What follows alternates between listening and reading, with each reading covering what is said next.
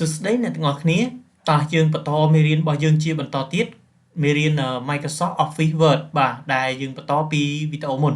បាទកាលពីវីដេអូមុនគឺខ្ញុំបានចែកម្លែកបងប្អូនទាំងអស់គ្នាទាក់ទងទៅនឹងមេរៀនទី3ដែលនិយាយអំពីការរៀបចំអត្ថបទរបស់យើងឲ្យបានស្អាតនិងត្រឹមត្រូវណាបាទអញ្ចឹងមុននឹងចូលទៅដល់ការបង្ហាញរបស់ខ្ញុំសូមអ្នកទាំងអស់គ្នាជួយចុច like ជួយ follow page ក៏ដូចជាជួយចុច subscribe លើ channel YouTube ដើម្បីទទួលបាននៅវីដេអូថ្មីៗជាបន្តទៀតបាទអញ្ចឹងកុំឲ្យនៅរងចាំយូរយើងចូលទៅទស្សនាវីដេអូមេរៀនរបស់យើងជាបន្តទៀតបាទមេរៀនទី3ខ្ញុំបានលើកឡើងកាលពីវីដេអូមុនគឺខ្ញុំបានបញ្ជាក់ប្រាប់អ្នកទាំងអស់គ្នាហើយថាខ្ញុំនឹងលើកឡើងមក4ចំណុចទាក់ទងទៅនឹងមេរៀនទី3នេះចំណុចទី1ខ្ញុំបានបង្ហាញកាលពីវីដេអូមុនអញ្ចឹងបើអ្នកទាំងអស់គ្នាមិនទាន់បានទស្សនាវីដេអូមុនទេអ្នកទាំងអស់គ្នាអាចចូលទៅក្នុង link ដែលខ្ញុំបានដាក់នៅក្នុង description ចំណុចទី1ដែលខ្ញុំបានលើកឡើងកាលវីដេអូមុននោះគឺរបៀបដាក់ bullet number ឬយើងអាចនិយាយបានថាដាក់លេខរៀងដោយស្វ័យប្រវត្តិពេលយើងចុច enter ទៅវា load លេខរៀងដោយ automatic តែម្ដងបាទអញ្ចឹងយើងបន្តវីដេអូនេះគឺយើងបន្តចូលទៅចំណុចទី2ចំណុចទី2នៅក្នុងវីដេអូនេះគឺខ្ញុំលើកឡើងអំពីរបៀបតម្រឹមអត្ថបទធម្មតាយើងវាអត្ថបទទៅបើយើងមិនចេះទៅរៀបចំអត្ថបទរបស់យើងឲ្យបានស្មើឲ្យបានស្អាតទេគឺមើលទៅវាដូចជារខិតរខូតឧទាហរណ៍ដូចជាអត្ថបទនេះគឺខ្ញុំបានរៀបចំបានយ៉ាងស្អាតហើយបាទអញ្ចឹងយើងមើលឃើញនេះខាងនេះស្មើត្រង់ភ្លឹងបាទហើយនេះត្រង់ភ្លឹងដែរបាទអញ្ចឹងដើម្បីយើងរៀបចំឲ្យវាស្មើអញ្ចឹងតើយើងធ្វើយ៉ាងម៉េចអញ្ចឹងដើម្បីយើងរៀបចំអត្ថបទក្នុងការតម្រឹមអត្ថបទរបស់យើងបាទខាងនេះគឺយើងហៅថាតម្រឹមខាងឆ្វេងអានេះគឺយើងតម្រឹមខាងស្ដាំអញ្ចឹងក្នុងការរៀបចំតម្រឹមអត្ថបទរបស់យើងអ្នកទាំងអស់គ្នាចូលទៅកន្លែងនេះបាទចូលកន្លែងនេះឃើញវាមានតម្រឹមខាងឆ្វេងអានេះតម្រឹមក្តាលអានេះតម្រឹមខាងស្ដាំហើយអានេះគឺតម្រឹមស្មើសងខាងអញ្ចឹងអត្ថបទរបស់ខ្ញុំនេះគឺរៀបតម្រឹមស្មើសងខាងតែម្ដងនេះអញ្ចឹងឧទាហរណ៍ថាបើខ្ញុំមិនរៀបតម្រឹមស្មើសងខាងទេខ្ញុំយកអានេះវិញអញ្ចឹងឃើញនេះវានៅជាប់ស្មើតម្រឹមសងខាងអញ្ចឹងកាលណាយើងអត់បានរៀបតម្រឹមអញ្ចឹងទេធម្មតា Microsoft Word ចេញមកវាអត់នៅអាហ្នឹងទេវានៅជាប់អានេះវានៅជាប់នេះអញ្ចឹងអ្នកទាំងអស់គ្នាកាលណានៅជាប់អាហ្នឹងអ្នកទាំងអស់គ្នាឃើញអត្ថបទរបស់យើងមើលទៅវាអត់ស្អាតទេនេះវាអត់ស្មើទេបាទវាស្មើតែខាងនេះទេនេះអញ្ចឹងមានន័យថាវាតម្រឹមតែខាងឆ្វេងទេបើយើងយកឲ្យវាតម្រឹមខាងស្ដាំវាស្មើនៅខាងស្ដាំនេះប៉ុន្តែដល់ឡែកនៅខាងឆ្វេងនេះគឺអត់ស្មើទេមួយទៀតបើយើងចង់តម្រឹមក្តាលគឺអត្ថបទហ្នឹងគឺវានៅចំក្តាលហើយសងខាងគឺវាចែកស្មើគ្នាតែម្ដងបាទឥឡូវឧទាហរណ៍ថានេះឥឡូវខ្ញុំយកហ្នឹងទៅតម្រឹមសងខាងវិញបាទឥឡូវនេះប្រវត្តិការអប់រំកម្ពុជាអញ្ចឹងអាហ្នឹងខ្ញុំចង់ឲ្យវានៅចំក្តាលទំព័រណាចំក្តាលមានន័យថាចំក្តាល margin នេះកន្លែងនេះ margin នេះបាទហើយនេះ margin ខាងស្ដាំហើយនេះ margin ខាងឆ្វេងអញ្ចឹងយើងចង់ឲ្យប្រវត្តិការអប់រំនៅកម្ពុជាហ្នឹងនៅចំក្តាល margin ដើម្បីឲ្យវានៅចំក្តាលអ្នកទាំងអស់នេះចុចយកនេះបាទចុចយកក្តាលហ្នឹងមក center ហ្នឹងវា load មកចំក្តាលតែម្ដងមានអត្ថបទខ្លះយើងចង់ឲ្យវានៅចំកណ្ដាលអត្ថបទខ្លះយើងចង់តម្រឹមឲ្យវាតម្រឹមស្មើសងខាងអញ្ចឹងខ្ញុំឲ្យវាមកខាងឆ្វេងវិញខ្ញុំចុចនេះមកវា load មកខាងឆ្វេងវិញហើយអ្នកទាំងអស់គ្នាមួយទៀតអ្នកទាំងអស់គ្នាឃើញនៅកន្លែងនេះខ្ញុំចុះបន្ទាត់នេះបាទអញ្ចឹងកាលណាខ្ញុំចុះបន្ទាត់អញ្ចឹងមានន័យថានេះយើងមើលindent របស់វានេះសញ្ញាត្រីកោណនេះបាទធម្មតាបើយើងអត់យកអញ្ចឹងទេគឺវានៅស្មើគ្នានេះវាត្រង់គ្នាអញ្ចេះបាទគឺវាស្មើអញ្ចឹងដើម្បីឲ្យវាចុះបន្ទាត់គឺយើងចុច tab មួយឬក៏យើងទាញអាហ្នឹងមកបាទទាញអាហ្នឹងមកនោះគឺវាចុះបន្ទាត់ចឹងហើយមួយទៀតបើយើងចង់ឲ្យបន្ទាត់ទី2វាចុះបន្ទាត់វិញអញ្ចឹងយើងទាញខាងក្រោមមកនេះទាញយកខាងក្រោមកុំចុចយកអាត្រីកោណចតុកោណខាងក្រោមយកចុចចំត្រីកោណហ្នឹងទៅរួចហើយអ្នកទាំងអស់គ្នាខាងក្រោមមកឃើញទេបាទទំព័រទី2គឺវាចុះបន្ទាត់អញ្ចឹងមានន័យថាទំព័រទី1ហ្នឹងគឺនៅត្រឹម margin នេះបាទហើយទំព័រទី2គឺវាមកត្រឹមនេះវិញណា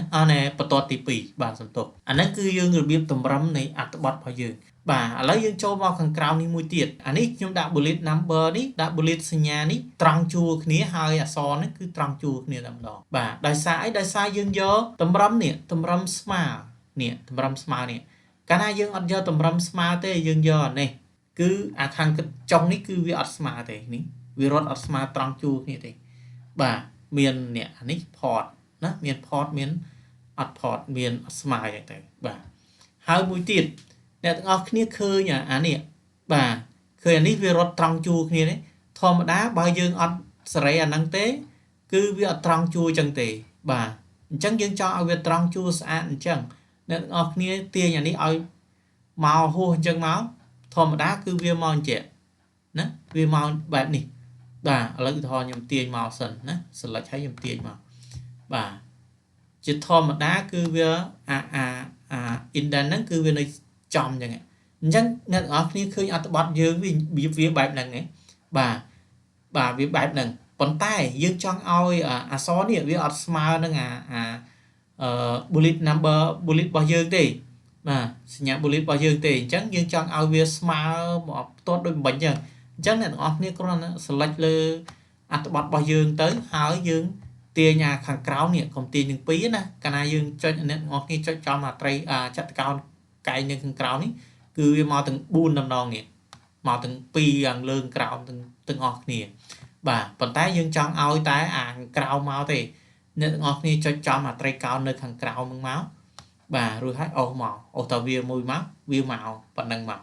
បាទយើងចង់បានប៉ុណ្ណឹងយើងយកប៉ុណ្ណឹងមកហើយមើលទៅអត្ថបទរបស់យើងស្មើល្អឬហើយយើងចុចយកតម្រឹមសងខាងមកគឺវាស្មើឲ្យតែម្ដងអញ្ចឹងកន្លែងណាដក clear គឺវាដក clear ឲ្យអត្ថបទហ្នឹងវាស្មើទាំងសងខាងបាទហ្នឹងគឺរបៀបកំណត់តម្រឹមរឹមនឹងមួយទៀត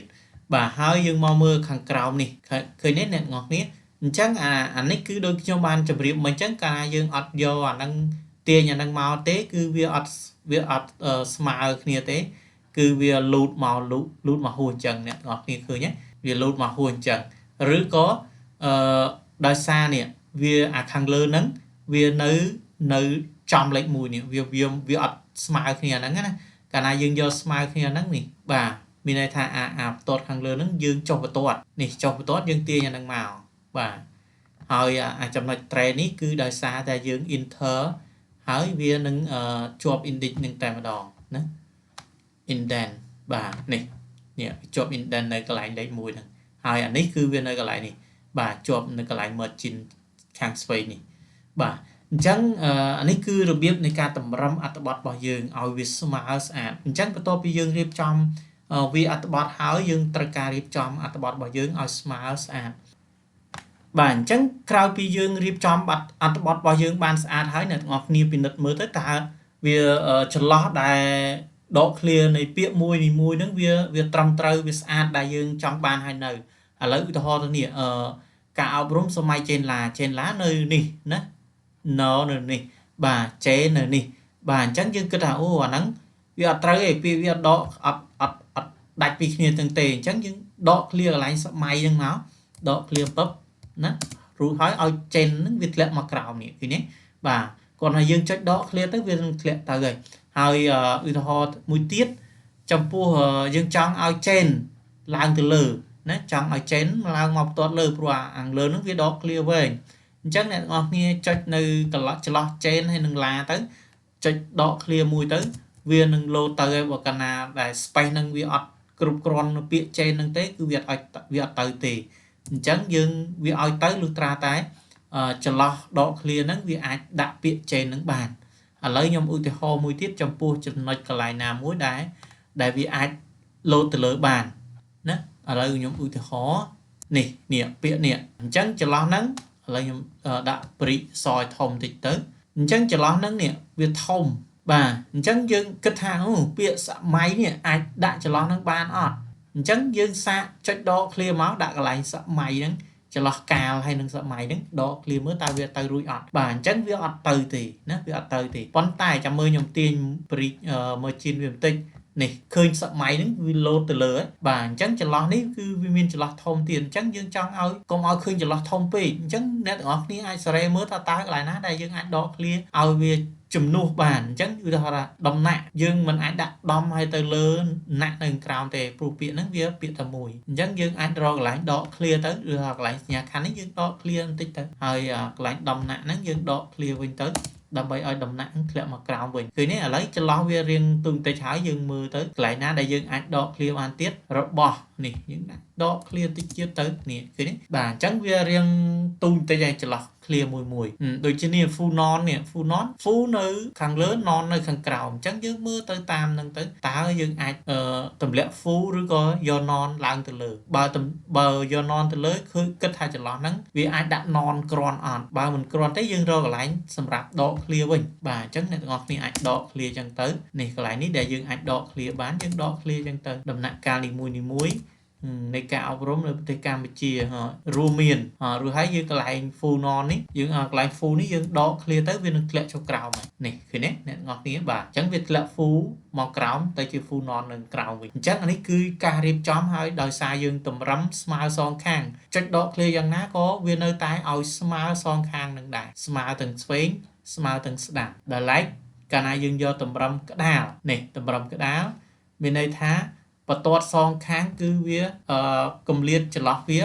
ស្មើគ្នាទៅសងខាងឥឡូវឧទាហរណ៍នេះខ្ញុំដាក់ទៅសងក្តាលឃើញទេអ្នកនរគ្នានេះអញ្ចឹងវាសងខាងវាស្មើគ្នាហើយអានេះដោយសារវាអត់ស្មើដោយសារយើងជាប់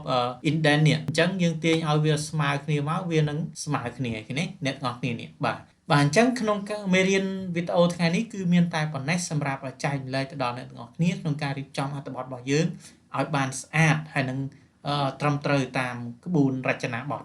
បាទអញ្ចឹងមានតែប៉ុណ្ណេះបាទសូមអរគុណ